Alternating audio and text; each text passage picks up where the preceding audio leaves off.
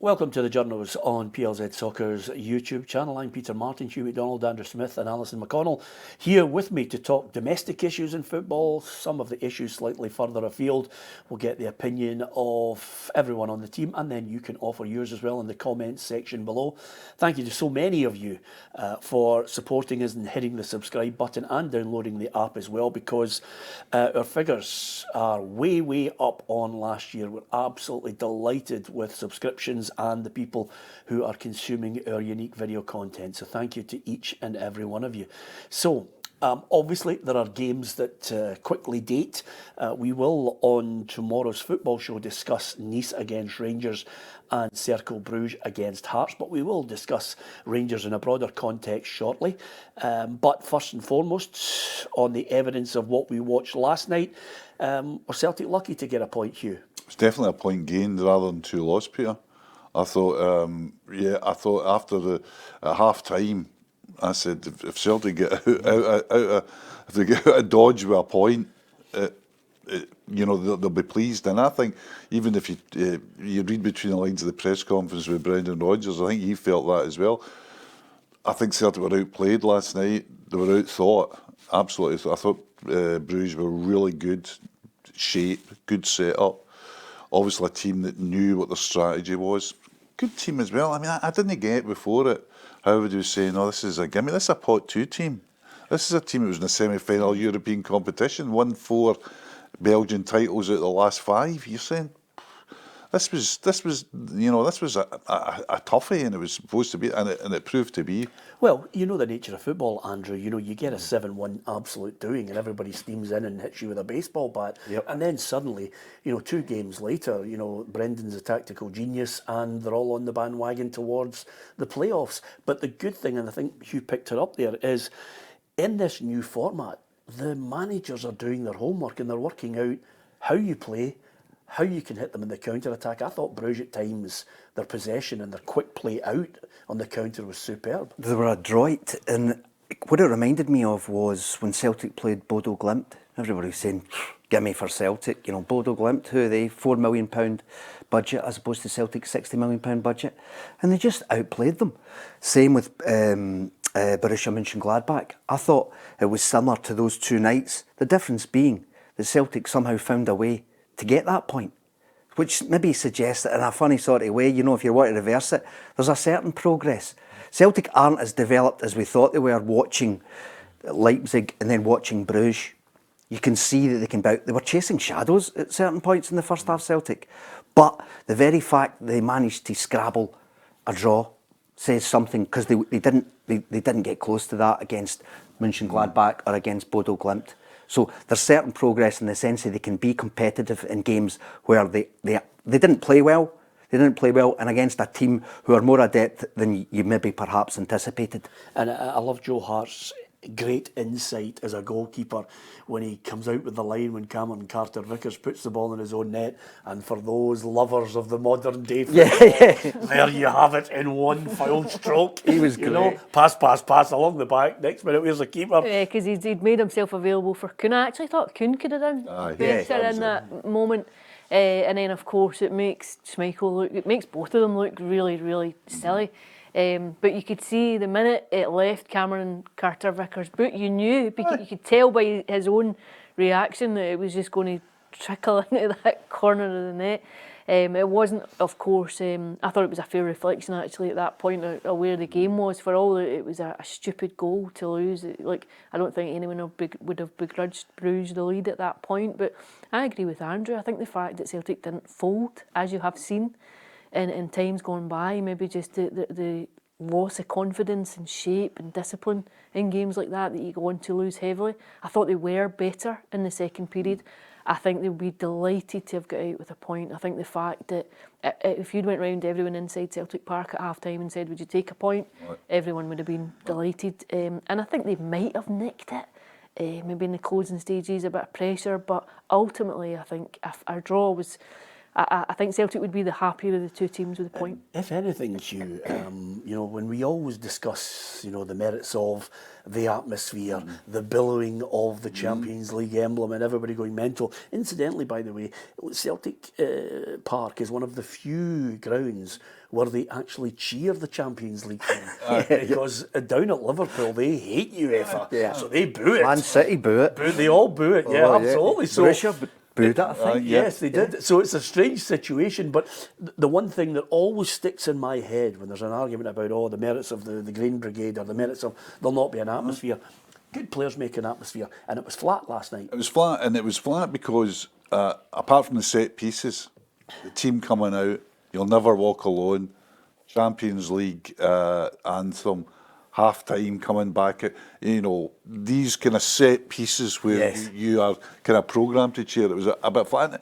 And credit to Bruges for that, because Bruges could come and there's always this kind of narrative, they come and they'll be gasping and they'll be cowed, you know, they'll be cowed by this incredible atmosphere. I always remember the classic one, I'll interject, was that Maldini walked into a press conference before the Champions League game at Celtic Park, and he walked in and everybody just looked at him drooling, you know, even he's like, it's Maldini and all that.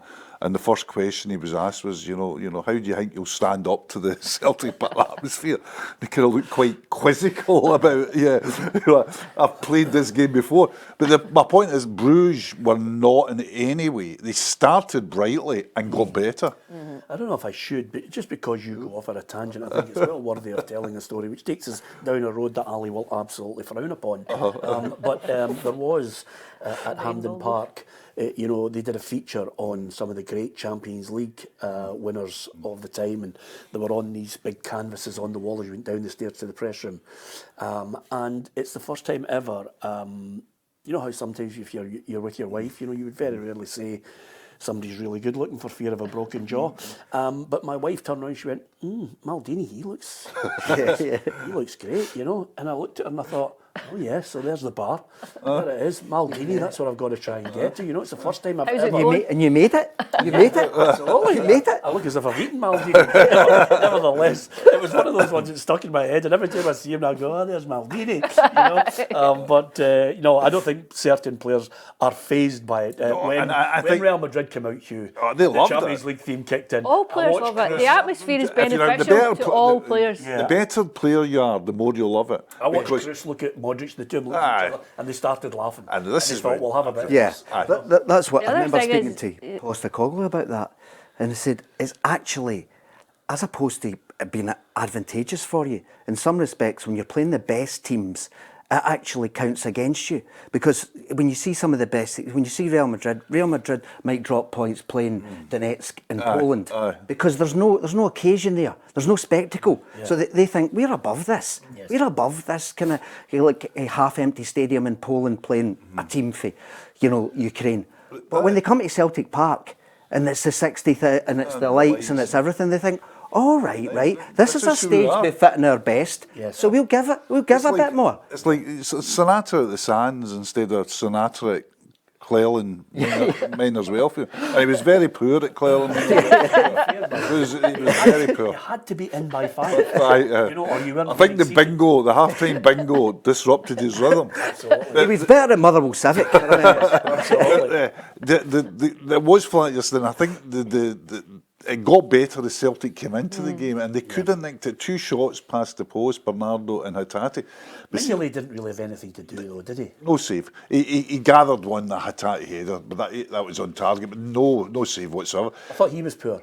But I think that's the big point. I'm just interested in whatever it is. I thought the whole team were poor. Yeah. And all the players that have performed so well in the Champions League to date, like Hatate was off it, Kyogo was off it, Kuhn was off it. I thought Kyogo was still giving everything, but he just had no service. He was making all the runs. He was making all the right runs. You think when his energy level Maida won man of the match, and Maida was poor. Great goal. But for Maida's... That's what he was falling at. I always thought when I watched it back, it was that's how it probably been. Forgive me, Andrew, I don't know what Engels does yet. He's a young boy, he can get better. I always look at Connor Barron who signed for Rangers. You know, he's a young boy who will get better. He's in a mediocre team, and he tries to pick balls up and move Rangers forward with forward-thinking passes. So if he could get good players around him, that boy could develop. Engels is 11 million, and I'm looking at the moment, I'm thinking, what is he? You know what I mean? I don't know if I'm being unkind to him.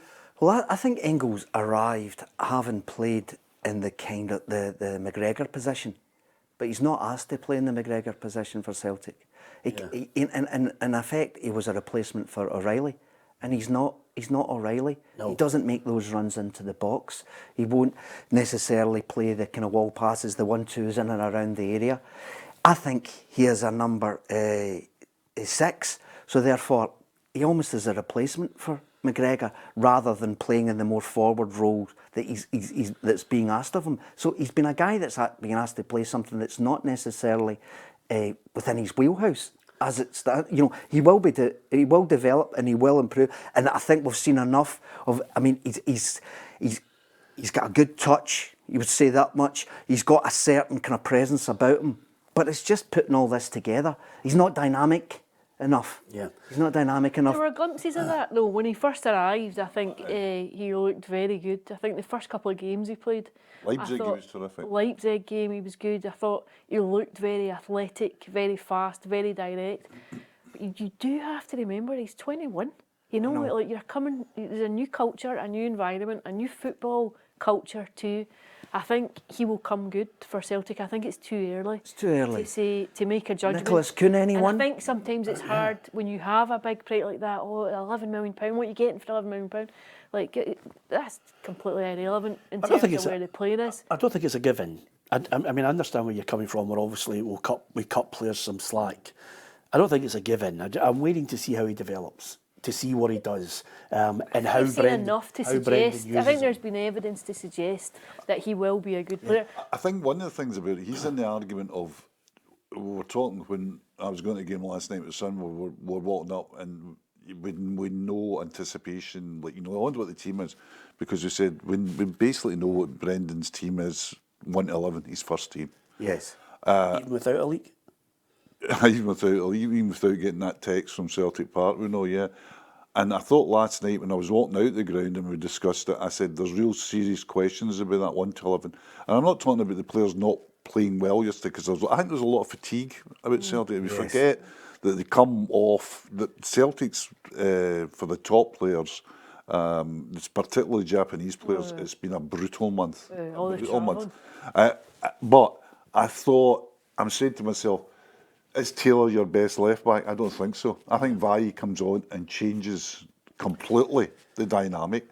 And then you say, is Bernardo now a starter instead of Engels? And I would be saying, do you know what? I think he is. Yeah. So I think those two positions at least, there might be changes. I think that's what's counting against Engels in the sense that he's now the scapegoat for the support.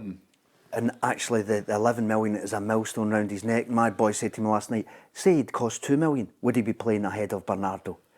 But I think Engels is going to be fine. I'm an Engels believer. Okay. But I do think that Bernardo and Vai last night changed the dynamics. I also think too it might be beneficial for him just to take him away from the pressure, take him out and give him the opportunity to be introduced when it's maybe not as you know, the stakes aren't quite as high. Come in when the team are winning and you're doing well. Come off the bench, make an impact.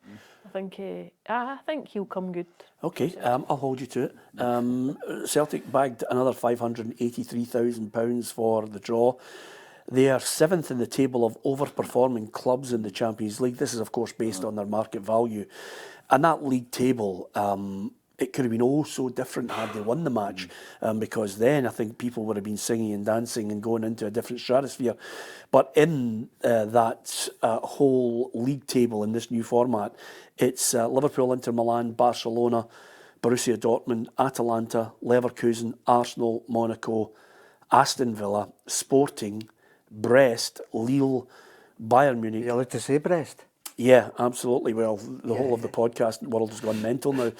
Lille, Bayern Munich, Benfica, Atletico, AC Milan, Man City, PSV, Juventus, and Celtic are in 20th. And then there's obviously a few clubs below them. So I think looking at it, next match away to Zagreb on 10th of December, home to the Young Boys on the January 22nd, and Aston Villa away on the 29th. I think if everybody's looking at it, Andrew, they're probably saying January 22nd is where the you best have chance to seal the deal. Yeah. It's where you have to seal the deal. And you know the problem with January 22nd, and I have to thank my colleagues at Celtic Underground for this, when it comes to the 15th, from the 15th of December to that point, I think Celtic play more games than any other team in Europe. So if we're talking about fatigue now, we could have a lot more fatigue. I think they play 12 games in the month from the 15th of December, whereas someone like Barcelona plays 7. Yeah. It'll be interesting to see how they manage to engineer their way through the choppy waters and that hectic schedule, but I still think they'll do it. I think they'll do as well. And I think the interesting thing as well is, if you're talking about seedings, and the whole competition was based in seedings and draws, Celtic have come through their toughest fixtures. They now play two teams, the two teams in pot 4 that are below them, and Aston Villa are a pot 3 team, I think. They are, aye. So they're now playing teams that are at least level with them, in standing or below them. Yeah. So they've had their toughest games. They've been through that, and I think they've excelled. When you look back on it, the points were made to me last night. If Celtic had drawn 1 each with Leipzig and then beat Bruges 3-1 last night, everybody would be going, "Oh my goodness, this is the what." I think they've certainly slightly surprised me. Yeah. They really have slightly surprised me. Okay. Overall. And they've toughed it out. Look, if you think about these 2 points, the point in Bergamo against Atalanta and the point last night, they suffered. They suffered in large spells of those games, but they didn't yield. Ultimately, they didn't yield. Ultimately, like they stayed the course, and ultimately they produced, which are positive results. And that's not what we've seen from Celtic in the Champions League over recent times. Yeah, absolutely. We're going to talk Rangers shortly. We're going to just touch on a few clubs in the Champions League. If Celtic are overperforming, Real Madrid are underperforming. I thought well beaten by Liverpool last night. Mbappé just, when you're talking about world-class players, he just looks a shadow of the player that we all... Looks like he's in the wrong movie. He does, doesn't he? He just looks completely out of kilter in that team, which is odd. When you think of the players that he has to complement him, I don't know if the balance about the team is right, but he looks like a fish out of water. Are they trying to put a square peg in a round hole, Hugh, on this? Because in 2002, they had a wonderful balance where Raul was up front, they had Zidane, they had Roberto Carlos, they had Aguero. They had a really good balance. And then in 2003, David Beckham arrives, wonderful player that he is, but they won, I think, 1 title in Beckham's time there. Yes. That's the point I mean. They're an incredible, they're the franchise of the world, aren't they? Certainly, to people of my generation, I was brought up with them winning 5 European Cups or whatever in a row, and they've always been the football. I know people say Man United and whatever, but Real Madrid to me, but they've got this, because they're Real Madrid, they've got this habit of saying, like, let's buy whoever. Yes. And let's buy the brand, and let's buy... Did they really need Mbappé? Probably not. They could have got maybe a more useful, shall we say, or a more... What's the word for it? Less high maintenance centre forward, but that wouldn't have been Real Madrid. That wouldn't have been them. I think it'd have been better suited at Liverpool. Yeah. Do you know, I actually heard a Spanish journalist on talking about this because it's become a real sticking point. Mbappé wants to play off the left, and if he played for any... He plays for France. Yep, if he played for any other club, he would play off the left. But is Mbappé more important to Real Madrid than Vinicius Junior? No. So the one club he doesn't play where he should be playing is the club that he's at. Yes. So he says, I'm not a number 9. But he's getting told, no, you are a number 9. You have to play. It's the reality of Real Madrid. Yeah. Do you think Vinicius Junior is better than Mbappé? No, but in terms of his value to... I mean, I love Mbappé, actually. I love absolutely. Vinicius Junior. I think Vinicius Junior is a wonderful player. But the great thing, I think the point Andrew's making, it doesn't matter what we think, it's what Real Madrid think, and Ancelotti's think. And Ancelotti's not going to say Vinicius Junior, we want to play, you can play the Calmac role, or and we'll play as an over left fullback. You're Vinicius Junior, that's what you play, that's what you do every week. Yeah. And Mbappe's just going to have to diddle about you. You've got the. It's like it would be like Liverpool with Salah. You're not going to say, "Well, Salah, we're going to play you number 9." You say, "No." Salah said, "No, this is where I play," and that's modern football now. But Real Madrid don't always take cognizance of that. And Real Madrid, of course, and one of the great things about Ancelotti is that he can manage all this. He manages all these egos. He puts together a cohesive. Apparently, he's struggling with Mbappé. Aye, must be, because he's told Mbappé, "You have to make yourself into number 9 because this is what we need from you." Well, that's what Ronaldo did. Aye. Ronaldo was the number 7. Aye. And then all of a sudden he came to Real Madrid and became a number 9, and he just took off. But the thing about Mbappé as well is, can you see Real Madrid getting through to a playoff or to knock it? Yes, because although they've got 6 points, they've got 3 games, and if the going gets tough, you think they're going to make it. And we could all be sitting about Mbappé this and Mbappé that, and then in the knockout phase they get Barcelona, and Mbappé scores in the last minute. Yeah. Do you know what I like about their manager though? If the place was on fire, Ancelotti would not really start to run about anywhere. He'd just say, "Go and get a bucket of water, and just calm down." He's just nothing. I think you would need that. I think you need that at a club at Real Madrid. I think you need that level of composure. But he oozes class and composure. I think. And we were there that night. We were there that night at Celtic Park, wasn't he? He was. He was very warm. He wasn't aloof at all. I thought he was really good. We went up to see Milanello once, Alison, and he is without doubt, given the level he's at, where he could be a time to be, as you say, aloof. He's the best the most classy guy I've ever met in my life. Polite, cooperative. I remember somebody asked him a question, and you just love it when the manager plays a game. And somebody said to him, I think Celtic were playing AC Milan. Somebody said, "Is Scott McDonald, Celtic's Inzaghi?" Right? And Carlos just looked at him, knew where he was coming from, and just said, "Yes, he's Celtic." Yes, absolutely. Whoever he is. Whoever he is. I've given you your line. I've given you some pasta. Go down to the front desk, and a taxi will take you back to the hotel. Your spread is written. Yes. Do you know the other guy that of more recent times that I've encountered, and I thought, wow, the way you handle yourself, well, you are going places. It was last year in the Champions League when Feyenoord came to town. Arne Slot. Yes. Arne Slot was terrific. He was terrific, and he just handled it so well. There was no rough edges. He was just taking the rough edges off of everything. And there's no hankering for Klopp there. No, I know. This is the transition, isn't it? This is the genius of Slot. I've been talking about this all week. He's not changed much in terms of personnel there. I don't know if he's even signed anybody. I think all the signings were in the can before he really hit the ground running. And he doesn't seem to have, radically changed the setup. Yes. And the whole thing is running on smooth. How difficult is to keep that running on smooth? And see, a funny thing as well, some of the players are better under him because he's not Klopp. Yeah. One of them, Salah. It's a good point, actually. And with that, just before we finish on the Champions League, I think there was a lot made of him scratching his head and the cut on his nose. But right now, Pep Guardiola looks a really troubled soul trying to work out how to solve this Man City problem. They are, and I have, as you know, Hugh, no sympathy for them. They've spent over £1 billion. I'm not a 115 charges, at least. Yeah, I'm not a Man City. I can hear my boss saying, "In hell, Menji." He's a brilliant manager, but he's troubled. The devil stick it up you. He's always been a troubled guy. Yeah, and that's there was never you never see any danger of mistaking Mr. Guardiola for Mr. Ancelotti, for example.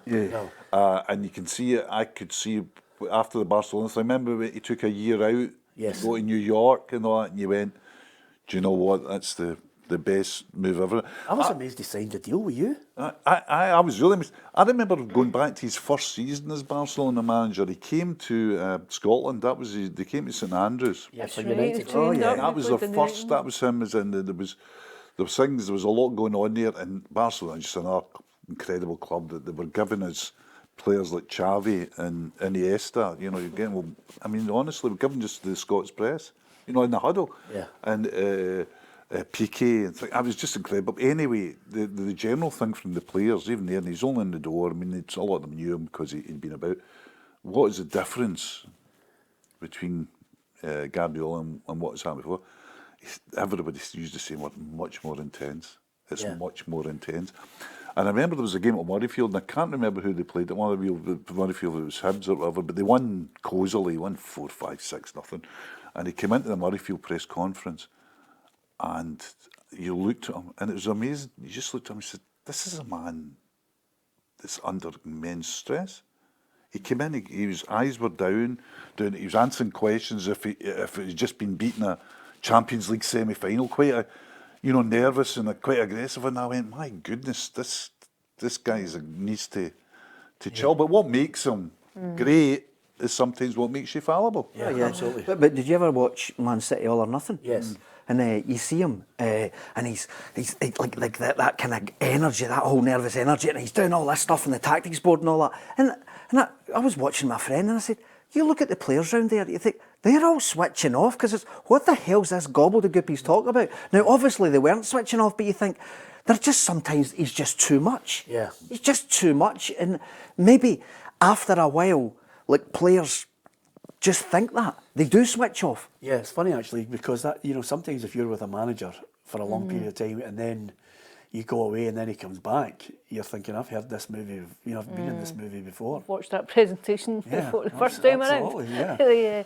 Do you remember what Jock Stein said at the end of his time at Celtic? He said, I was still saying the same things, they just weren't listening the same way. They weren't good enough either. Another great Steam mantra as well. He said, what's the secret to management? It says, keep the 5 players that hate you away from the 6 that are no sure. Yeah, absolutely. It's a great line, isn't it? And with that in mind, Philippe Clement must be at this moment trying to keep 5 away from the 6. Because, quite simply, I looked at the game against Dundee United and I thought, if he loses this, the game's a bogey.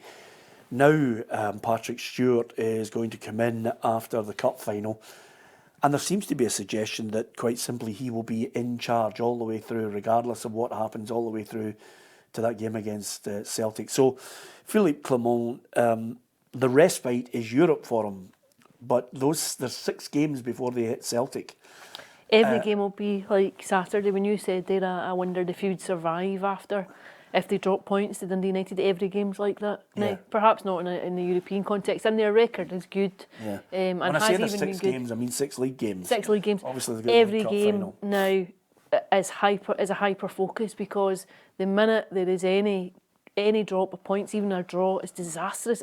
I don't know how much more disaster it can be when you're 11 points behind by the end of November. It's a fairly stark state of affairs, and the reality that Rangers are looking at now is, will you claw that deficit back with Aberdeen? They've been helped a wee bit by Aberdeen's last 2 results. Otherwise, it could be considerably grimmer.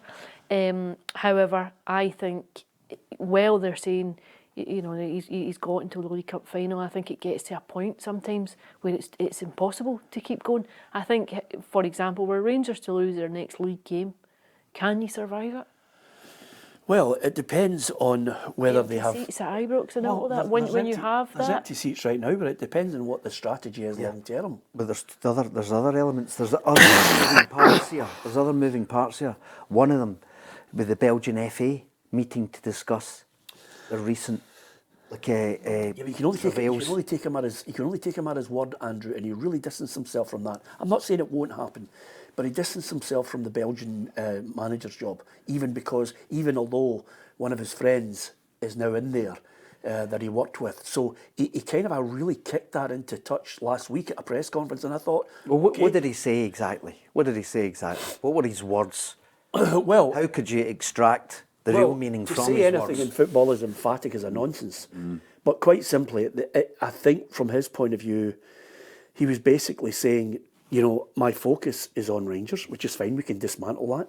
Yes. My focus is on winning games, and I'm not going to be talking about or interested in so many words, in the Belgian manager job. So stop asking me about it. No, well, that was the same kind of thing that Postecoglou would say every other week, wasn't it? Yeah. Oh, the week leading up to the Spurs thing. Yeah. That might have been one of my favourite press conferences, was the press conference before the Scottish Cup final, when Andrew says, I can credit you with walking and chewing gum at the same time. Like, you've got the emotional intelligence to be able to focus on one game while discussing others, and it drew a very sour, snippy response. But I think it goes on all the time. I think you see it all the time where you have... What's your focus? Your focus isn't the only job you've got. And the other thing is it would be such a timely out for everyone. But there seems to be a real fixation and a real obsession with Steven Gerrard coming back. I noticed that a couple of ex-Rangers players said the only real option is Derek McInnes. On many an occasion, whether it be in radio or in television, you would look and you say, you don't start talking about a manager's job when he's in it, but the whole thing's moved on now. Quite simply, we're looking at the evidence of what we're seeing. The amount of Rangers fans I've been speaking to, the apathy is, abounding over every one of them on this. It's really difficult for Rangers because they've set up strategy. And they've always been criticised, you don't have a strategy, right? So they've come up with a strategy. And the strategy is to change the whole football department and to change the player trading model, to change players coming through, all simple sentences but huge concepts. And they've accepted, intellectually, this is going to take time. This is what they call a rebuild. And if you say a rebuild, what you're going to be, you're going to say, realistic, you're going to be far behind Celtic, you're going to be hoping to win the odd cup. It might happen quicker than you think, but you're going to be second best, and you're going to be second best given the golf for a bit of time. That's our strategy, right? And that's probably a sensible strategy. Probably is the only way forward, because they can't go down strategy A, which is let's have lots of money and throw it at the wall. And for various reasons, they just can't do that now under UEFA rules. So it's a sensible strategy. When that strategy fails, is when you draw one each with Dundee United. Yeah. When you are 11 points behind Celtic. When fans are just saying, do you know what? I'm just not coming. I'm just not going to the game. And then you get the huge thing where the strategy might be absolutely correct, but the reality says you've got to bend the strategy. And it happens in football clubs all. It's not a Rangers problem. If you look at Celtic under Neil Lennon, when the season they lost the league, Celtic's strategy at one point in that league, let's just get through this season.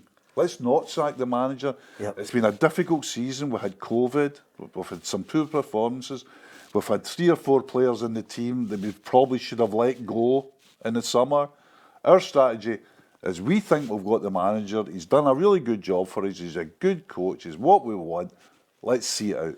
Yeah, so you've got... And then it beats reality. Then comes Then Ross reality. County. Then comes such and that, and then comes that. defeated Dingwall. Then you just go, well, Yeah. the Draw at strategy's Hibs out. after that's the... coming. That's what I'm saying. That's where Clement is. St Johnstone, Kilmarnock and Ross County before they hit Tottenham and before they hit the League Cup final. Now, I think all 3 of those games, the Rangers fans should be thinking, that's 9 points. It's got to be 9 points. It's got St to be Johnstone's 9 in points. Perth, isn't it? St Johnstone's at McDermott Park. But I think the Rangers fans have changed what they're talking about now. I don't think any Rangers fan, there might be some who obviously have, absolute ardent Rangers fans, but I think the more sensible ones are looking and thinking, can we catch Aberdeen? Yeah. Can we catch Aberdeen? Is the manager or the new manager or this manager going to get money in January to catch Aberdeen? Because everybody's thinking Aberdeen are not going to do anything in the January transfer window. It's a £60 million roll of the dice, Andrew. Yes, and because of that, what always where Clement finds himself, to me, it's the old football manager's death row. Every game that you step onto the pitch, that's your appeal. That's your appeal to the authorities, not to flick the switch on the electric chair. And it never ends. And- it ends. and It's just a question And there's, of when there's people sitting death row for like 15 months or 15 years in America.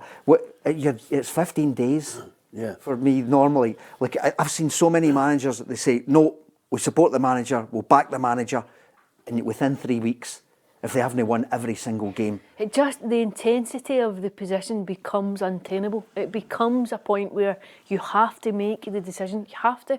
You saw it with Celtic and Neil Lennon that season. You saw, and you're a stay of execution. Yeah. You're trying, and then you've got people in the car park demanding change. You've got stewards out trying to keep it at bay. I think Rangers fans are looking though and wondering what about the style. They're looking and saying, and they're trying to be patient.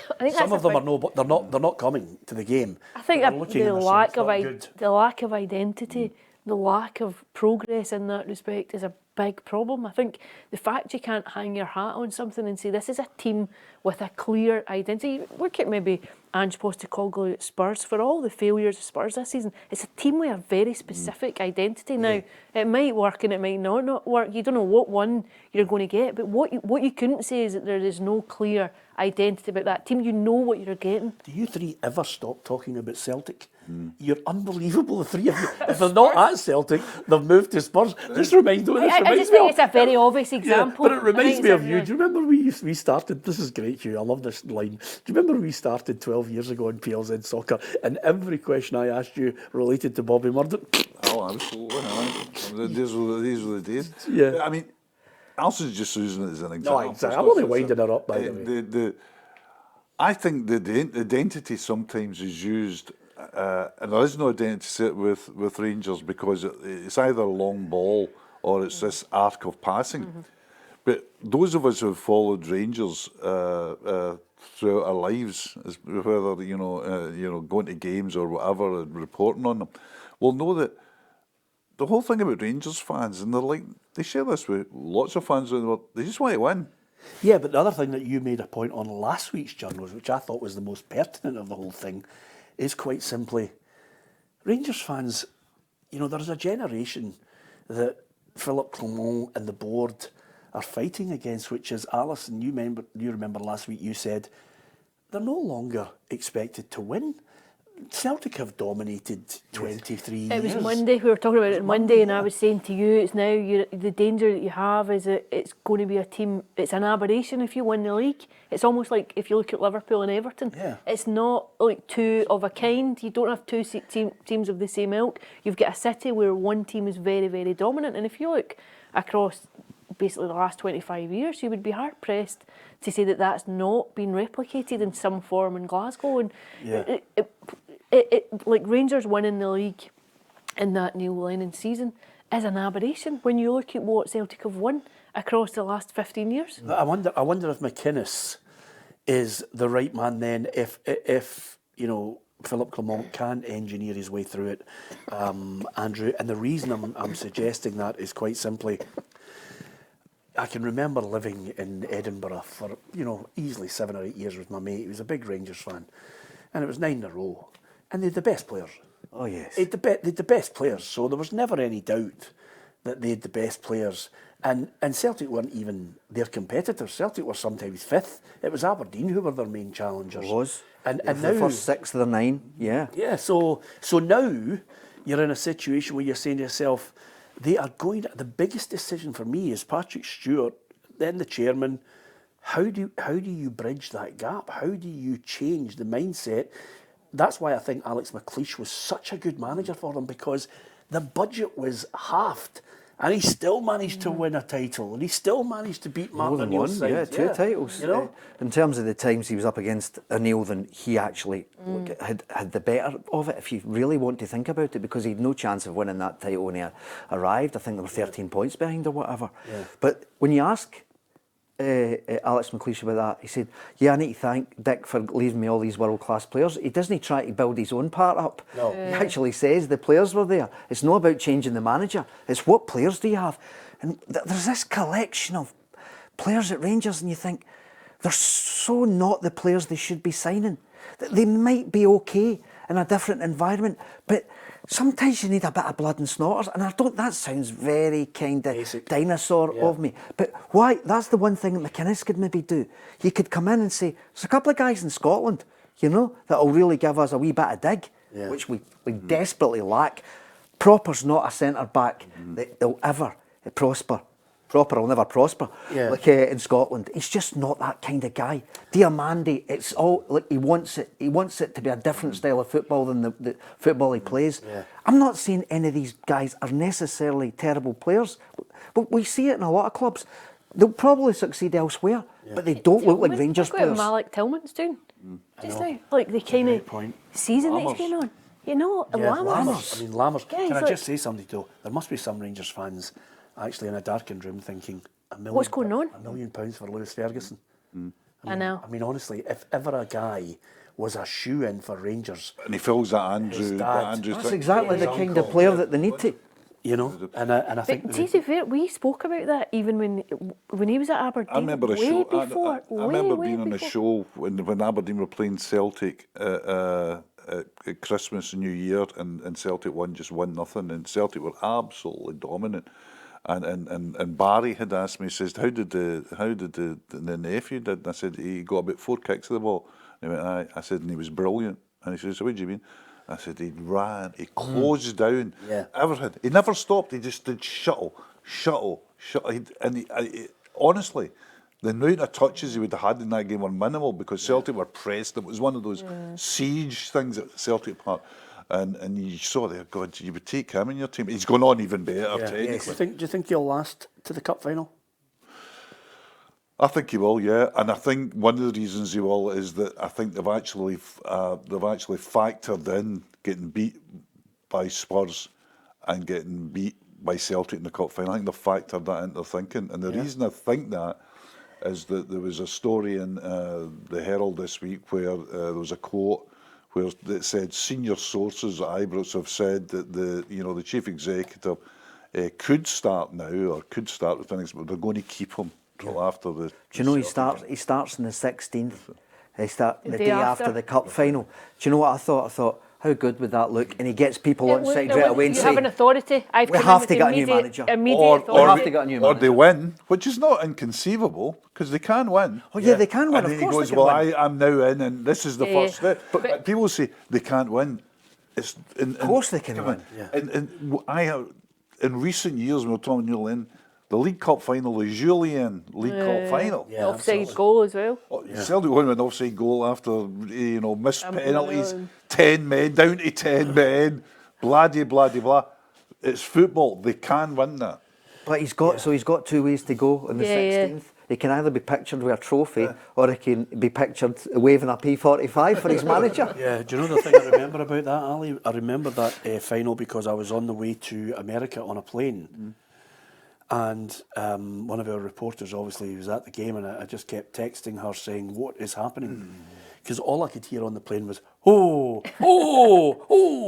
Is that new Curry's advert? Well, it was. And I actually looked and I thought to myself, there's a hell of a lot of woes here now. You start to think, because the plane left from Glasgow, and I'm thinking, is this a Rangers or a Celtic plane? Because there was ooh, and basically all that was coming back to me was another chance missed.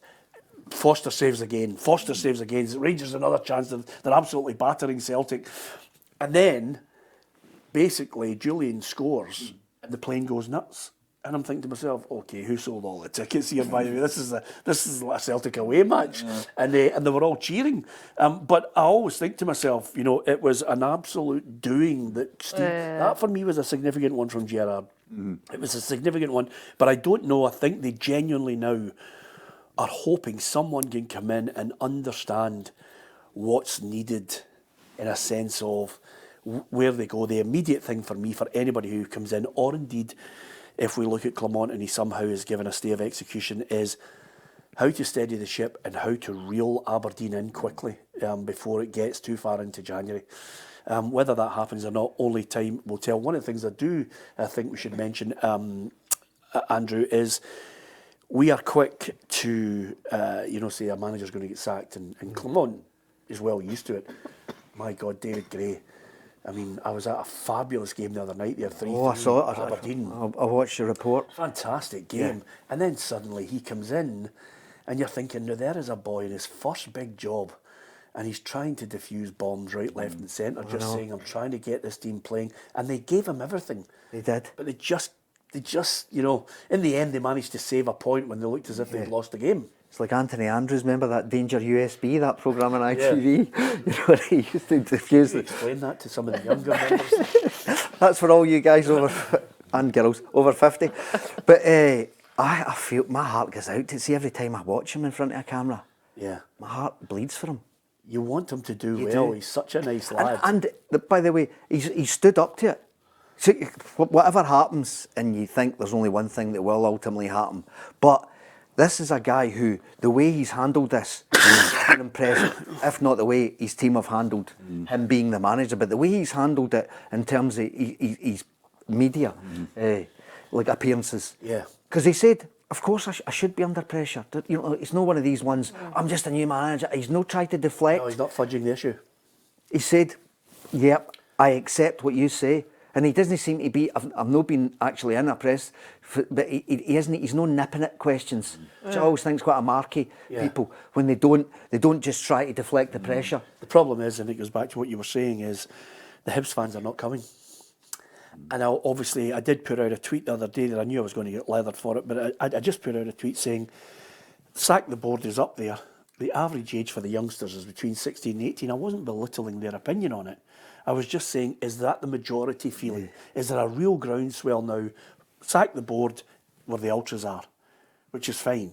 That's their opinion. Is it the majority who are in that camp? You know, I wonder. I think there are bigger... What board? Like, You look at Ben Kensel, he's getting slaughtered at the end of every game. You're looking at Malky, slaughtered at the end of every game. You know, so quite simply, the Hibs fans, they are cutting David Gray some amount of slack. And they're turning their ire on the people who are sitting in that main stand. I think at some point you have to look at Hibs and say, where is the problem coming from when you have a succession of managers that can't succeed and haven't been given time? Where is the problem? It's a bigger problem with the club and the structure of the club than it is with individuals. I agree. And I think the big problem is, I think fans can be daft. They can be as daft as me on occasion as well, but sometimes fans can be very acute on what's happened to their club. You know, the people outside, we can say, oh, this is that and that, and these guys watch it every week, and guys and women and whoever watch it every week, analyse it, talk about it, and they know that it's structural as well. And the big thing about this is not that it's a struggling season. They can happen. The big thing about this is that the Hibs are at the wrong end of the league, and that the teams that they're going to be, you would think, are going to be battling out for at the end of the season to go out of the league, have got hope. Yeah. Johnson have got hope. They've got a new manager. They've got goals up front. They now seem to have a structure. Ross County are doing okay. Plus, they've got enough wherewithal to go again in January. They've always got that capacity to go. So the Hibs are now looking at, I'm not saying they will go down, but it's got to be in the conversation. And now, this time, you're not talking 4 or 5 games into the season, you're 3 months into the season. Well, I think they've got a big call, Andrew, because quite simply, as Ali mentioned here, it's the finances. It's dropping out of the league. Hearts and Hibs are at the bottom of the table. Hibs are away to Motherwell, away to Celtic. They've got Ross County at home, and then away to Aberdeen, and then Hearts on the 26th of December. They need Hearts like a hole in the head. Oh, I know. But Tynecastle, that game. Actually, and when you think about it, it's not as if it would be. It's not as if it would be something that you've never seen before. Hibs getting relegated. My God, they haven't even been in the top flight for 10 years. Yeah. This latest spell, and they've always been a team that have had it in them to go down.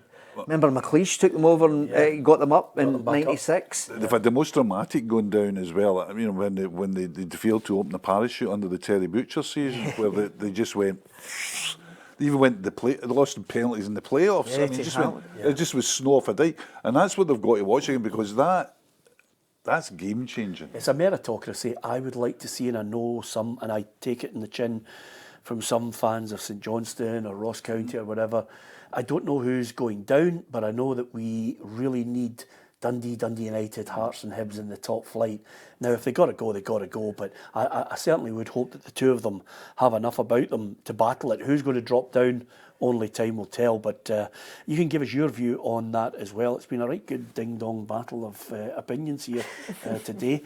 How good was Bobby Murdoch, Hugh? Bobby Murdoch was probably best I've seen in the hoops. There you go. Yeah. Well, the reason I'm asking you that is because George Best's boots are going under the hammer at the Bud auctions. They were given to him by his mum in 1960 when he played for Craiga Boys Club. They're up for auction, and he's got on the boots, I think his mum or someone has written on it the goals that he scored on the boots, and they are, do you remember the Tiger and Scorcher? Oh, yeah. It's like those old Billy's boots. Oh, yeah, with yeah, a big giant, but he could go down the mine in them. Yeah. And the estimate is about 5,000. No, I'm not in for them, might as well tell you. The estimate's about 5,000. You're going to come in here next week. Do you remember Alison, the marriage is over if I do it, I'm telling you. Do you remember Roy of the Rovers? And there was the classic comic strip was 4 Minute Hero. The guy had a heart condition. He was based on George Best. He had the long, straggly hair. He was often unshaven. And he could only play for 4 minutes. So they were 3-0 down. Bring on the 4 Minute Hero. Because his heart condition.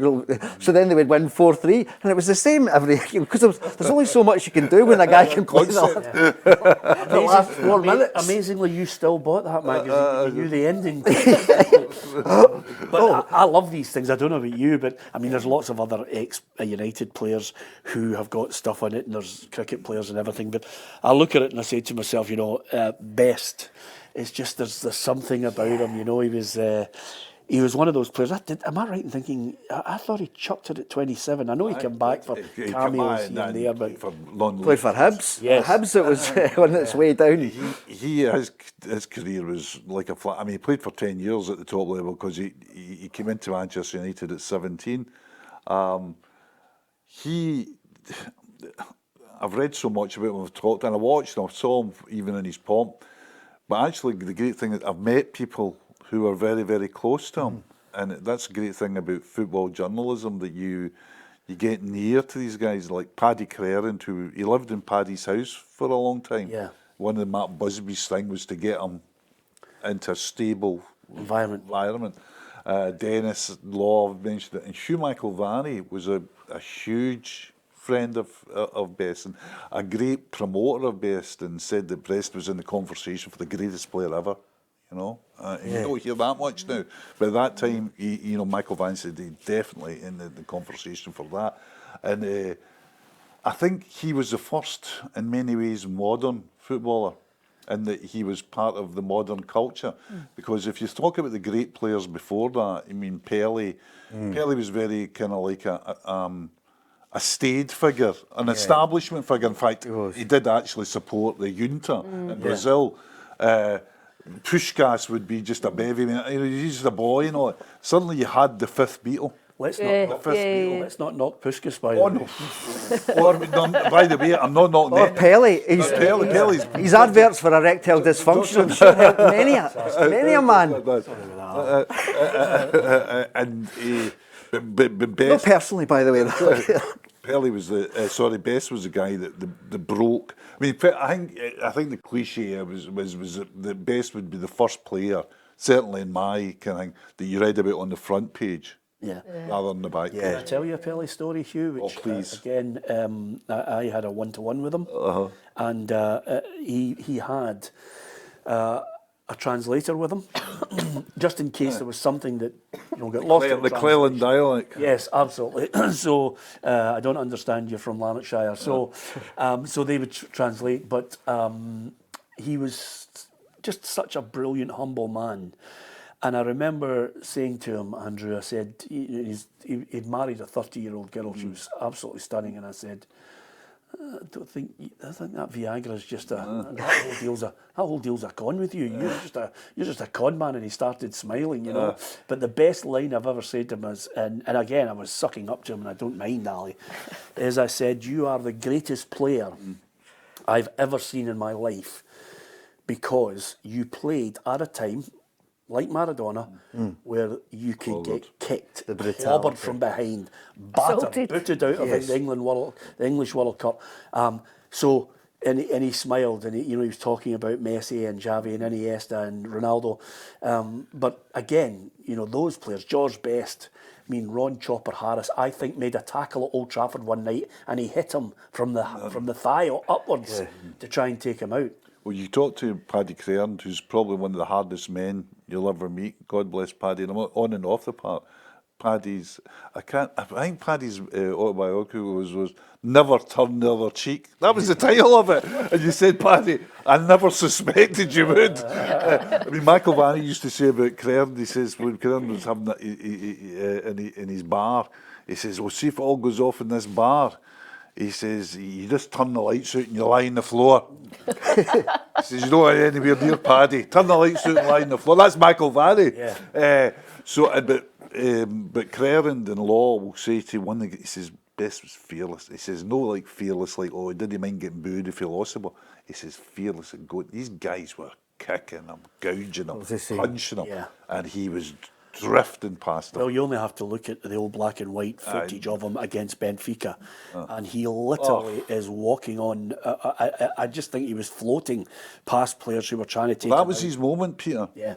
He went to Lisbon as a football player, and he came back from Lisbon as a pop star. There's a famous picture of him because of the stereotypes at the time with the sombrero. And that was really groundbreaking. Why a sombrero coming back from Portugal? Only a picture editor will be able to tell us, But anyway, and that changed everything. Because could you imagine Bobby Charlton in a sombrero? Wee Lou used to talk to me about how he was incredibly shy. Aye. So it was almost like the alcohol was his way of getting the kind of Dutch courage or being more extroverted as he was expected to be because he was a star. Yeah, gone too soon. To be perfectly honest with you. And Hugh mentioned a name there which is absolutely iconic. He knows I love him. And if I've learned anything from Hugh McIlvanney on the show today, I hope you've enjoyed the banter. We like a bit of a noise up as well. If I was finishing this programme in the Hugh McIlvanney style, I would just take a long puff on the cigar right now and have a look at the calibre of the people on the show and say thanks for watching. And I can add to that very briefly. If your thing's still on YouTube with McIlvanney, if you've got a wee while, watch that. Yes, it's a terrific interview. It is my... Was he talking about the footballing law? Can I just say something, Andrew? You'll never believe this. He is my...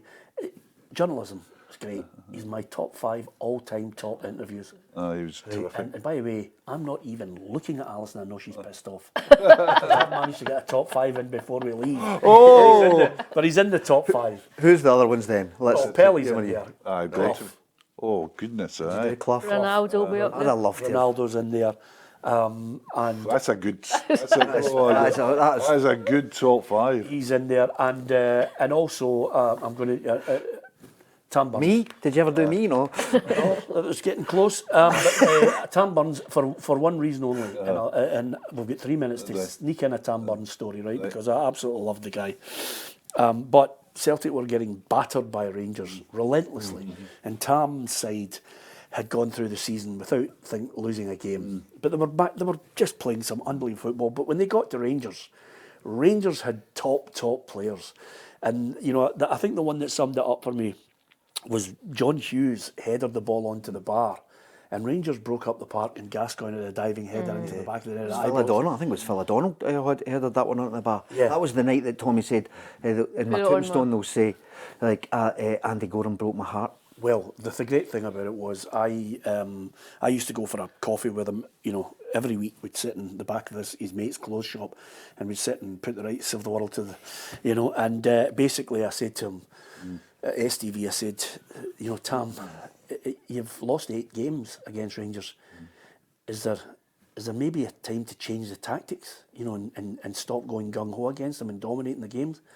And he just gave me that cold stare, and that wee glint in his eye, and I went, tactics? What do you know about tactics? And it was just Tam's way of going, bash! There you go. There's a way to play. And he stuck to it, and he was an absolute joy. He was a legend of a man.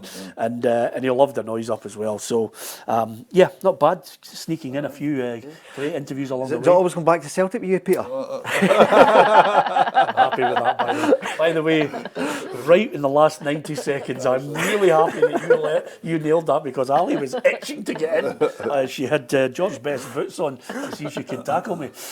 Great to have Andrew on, as ever. Always great for a noise up. Hugh for his experience, and of course Alison as well, adding her tuppence worth. Brilliant to have the three journalists with me. I hope you enjoy the programme. We talk about domestic issues and some great memories of players and managers further afield. If you like it, hit the subscribe button on our YouTube channel. Thank you for watching and listening.